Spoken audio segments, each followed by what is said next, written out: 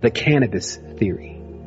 And I find it rather relative because there's a lot of cannabis use going on in the reality right now. And as you can see, the government is beginning to endorse it. And on all of the major outlets, you see it on CNN. And so we always have known that anytime the governments begin to endorse something, maybe we need to take a closer look at it and to see whether it's in our favor or not in our favor. And today I'm not actually here to tell you what you should and should not be doing. I'm here to just lend a couple suggestions so that you can understand, or as I say, understand things better, so that way you can get through your experience as smooth as possible. So the cannabis theory begins with understanding exactly what the plant is and what it actually causes within the body and within your structure and your consciousness. What allows cannabis to make people more creative, because there's a numerous amount of people, almost countless, that have invented things like music and logos and even grand theories and lots of those kind of what I would say innovative approaches and inventions into the reality with the use of cannabis. And so when we look under the fibers of it, literally, what we find is that cannabis is actually a female plant. That the plant that people smoke is the female. The male, obviously, is hemp. And this female's process is actually a process of yearning, meaning that the cannabis plant actually is yearning to pollinate, or yearning to actually populate and create with the male plant, which is actually absent. Any person who's ever grown weed knows that the first thing you do is never allow any male plants to be around the female plants. So what happens is that if you can see this plant on an energetic level, what you would actually see is the divine feminine itself. And that's why I think it's always been given names that are synonymous with the ocean, synonymous with the female, Mary, and Mar, Ma, and all of those acronyms. And this is very important for us to realize, because that means that for those who choose to utilize cannabis, it means that they're filling their body with the divine feminine. And this is often why cannabis is often used to sort of patch the hole in people's reality of where they're not getting that divine feminine energy.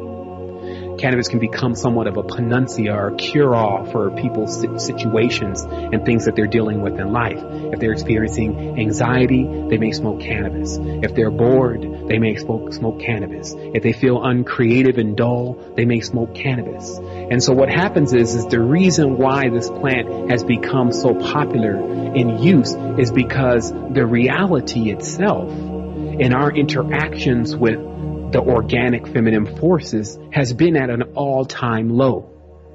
And the one thing I'll say is that this is not a male and a female thing. I want you to understand that the divine feminine goes much more further than just the human female. As we've talked about, it's even the cat has a female. Even we see plants have a female. We see frogs, there's female. So it's what's behind those eyes, the force that's behind those eyes that we're talking about, that fills up every single body, whether you're quote unquote a male human or a female human. So at any point where we lack that divine feminine force, whether it's the love from our mother or our grandmother, whether it's the love from a significant other, and what we even see in a moment is whether it's the lack of creativity at any aspect, whether that's having a child or having what we would say is a project that you're passionate about. When you lack that, you may seek to fill that hole with something like cannabis. Now this goes into something bigger. I'm just giving, it's called the cannabis theory because it could be applied to anything that incorporates the divine feminine and the divine masculine force. So you can see how these days you have this excessive use of this substance that's filling people's body with this creative force, i.e. dark matter. Because the dark matter is the womb. It cultivates, it creates. Okay? And so it's the exact same force that we use to create. So what happens if we get filled with this force, but we're not creative? This means that we've gotten full of something, but there's no outlet. So what you see in the industry now is, which is why they're encouraging the use of cannabis use, is that you see that the animalistic instinct, which is the root to our creation, it is the foreground, if you may. It's the soil that we grow from. It's also what we will progress back to in the event that we don't fully utilize our human ability. So this is why excessive cannabis use also leads to a person being much more sexual and wanting to populate with someone else.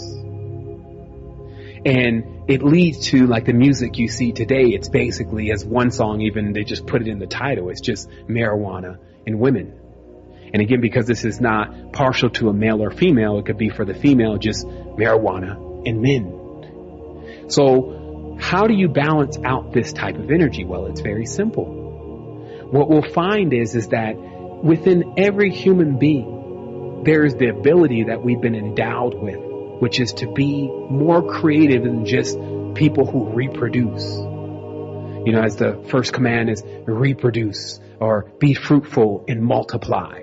But as human beings with this great mind and consciousness that we now have this ability to invent. We can paint. We can play music.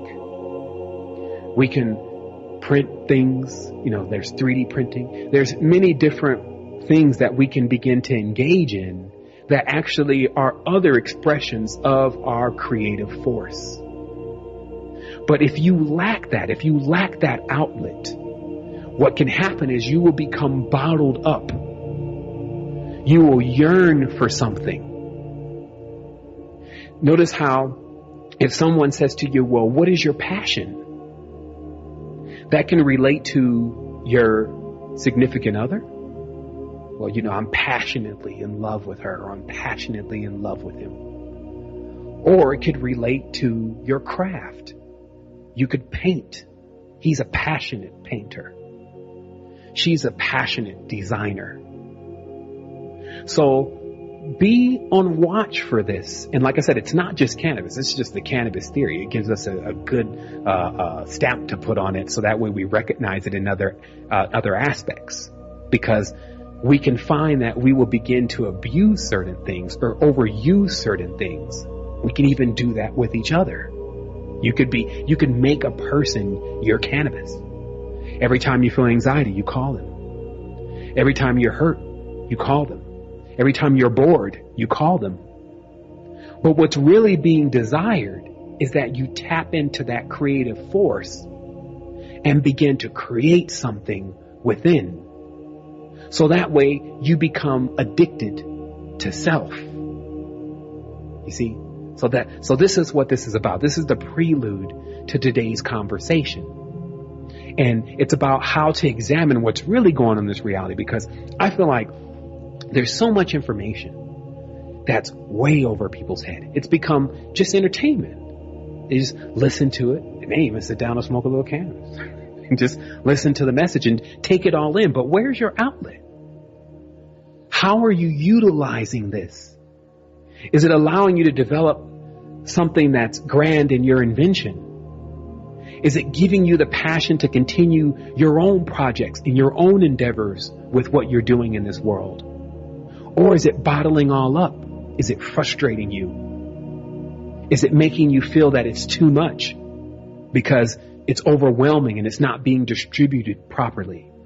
You see? So this connects into many things about how we utilize our energy, and also how we begin to step into the role of the ancients, the ancestors, to begin to use this force to do more than just reproduce sexually, and begin to create and invent again, to stop looking to all of these technology and these computers and the next new buggy model or the next new update to something, and become the ones who invent. Because if I look right now and I say, well, I need to find some type of real application for my child to begin to learn about the mechanics of this reality through the geometry in which nature emits. So that way they're not getting indoctrinated through this system and this history that has been fabricated in this English language and all this kind of stuff that's been rolled in. Where can I go on the web to find that? I won't find it. I may find something that's been half-heartedly put together and not finished, but I won't find anything complete. Not to mention, I won't find lots of it. So that way there's no monopoly on one particular faction that's just delivering this information that's saying, hey, this is for your child, like it's a cookie cutter. I won't find all the variations from different cultures and different experiences, so that way it harmonizes more with where I come from and where she or he comes from. Okay? So this is because lots of this creative force is bottled up within everyone. And now today, I'm encouraging you to begin to take this message, to take these energies that you're utilizing, and to question how much of it is bottling up, and then how much of it is actually being put into use. Because the future, what the future holds for us, is determined by you. Remember, a few people invented what millions of people are using today. So if more of us begin to utilize the creative force in the proper way, and we can begin to finish much of the projects that are still on the drawing board and haven't been complete. So we're going to take a break here in about a minute. When we come back, we're going to talk about the megastructure. We're going to talk about the reincarnation process. We're going to talk about what actually happens to us if we choose not to be creative this lifetime.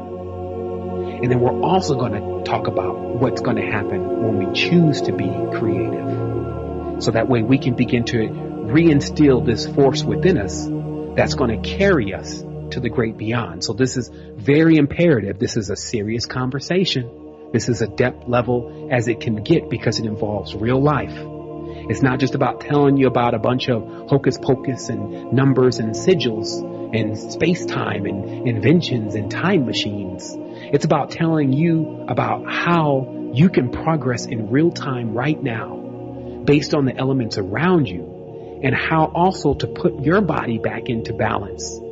So that way you can become a fully animated being. And so you can see beyond time and see beyond space, and then see yourself there and then connect with what that is. So we're going to be going into this break. I wanted to say again, thank you to all the listeners